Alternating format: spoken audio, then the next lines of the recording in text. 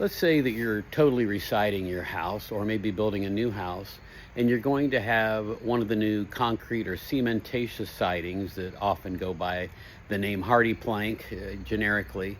Um, you might think that paint color is the only thing that you really need to communicate to your contractor, but that's not accurate. Actually, how much coverage or how much exposure do you have? And by that I mean how much of the siding is exposed. You'd be surprised how much difference that makes. I went to a conference once and saw a presentation by a consultant who works with cities and municipalities across the country when they're updating their zoning codes or design standards for new construction.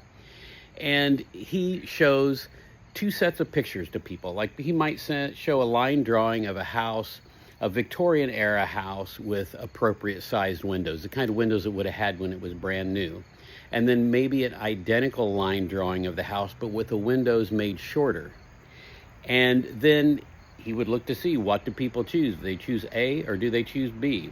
Without giving them any instructions on architecture or anything else.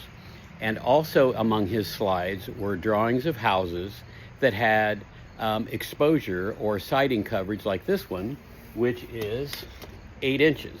And then he would show them the exact same drawing, but with the proportions of the exposure of the siding more like this house, which is 5 inches. And what they found all over the country with hundreds and hundreds of public input sessions in different towns is that people choose this 5-inch exposure over that 8-inch siding exposure, which raises the question, why are builders and contractors doing the 8-inch exposure rather than 5? And you can imagine that there's less man hours involved, you're putting up fewer pieces of siding, and also therefore it's less expensive, less time, less materials. But we're really not talking about that much money and that much time. It's pretty foolish money saved. So if you're residing, go more like this. Go for that 5-inch exposure rather than that 8-inch exposure, and your house is going to look better to people, even those who don't know a darn thing about architecture.